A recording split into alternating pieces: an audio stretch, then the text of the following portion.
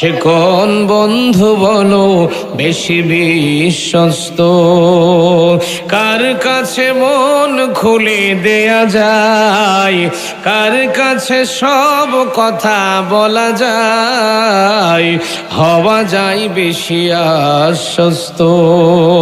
তার নাম আহমদ, বড় বিশ্বস্ত। সে কোন বন্ধু বলো বেশি বিশ্বস্ত, যে জন কখনো ব্যথা দিতে জানে না, যে জনকে বলি মুছে দেয় বেদনা, যে জন কখনো ব্যথা দিতে জানে না, যে জনকে বলি মুছে দেয় বেদনা। হৃদয়ের হাহাকার আপন করে নিতে আর কার বুক এত প্রশস্ত, তার নাম আহমদ, বড় বিশ্বস্ত।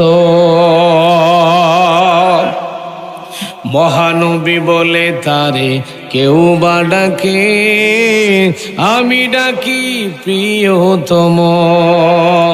মহানবী বলে তারে কেউ বা ডাকে, আমি ডাকি প্রিয়তম।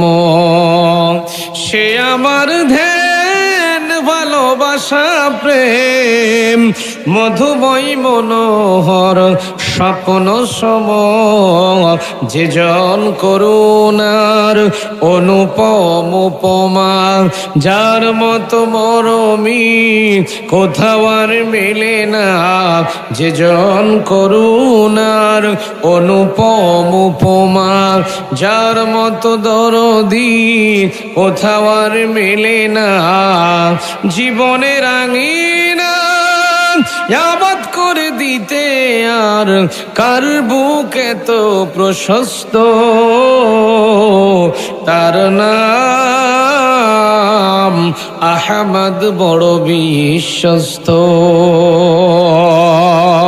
সে কোন বন্ধু বলো বেশি বিশ্বস্ত, কার কাছে মন খুলে দেয়া যায়, কার কাছে সব কথা বলা যায়, হওয়া যায় বেশি আশ্বস্ত।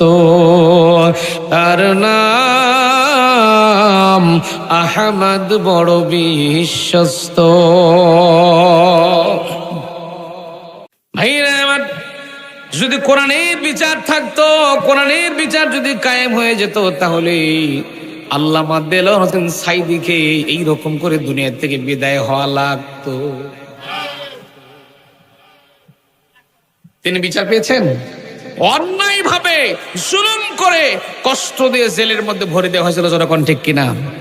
অন্যায় যারা করেছে, জুলুম যারা করেছে, আজকে মনে রাখা লাগবে 30 বছর পরে যদি নায়ক সালমান শাহর বিচার বাংলার জমিনে হয়, আল্লামা সাঈদীকে যারা হত্যা করেছে 100 বছর পরে হলেও তাদের বিচার এই জমিনে হবেই হবে।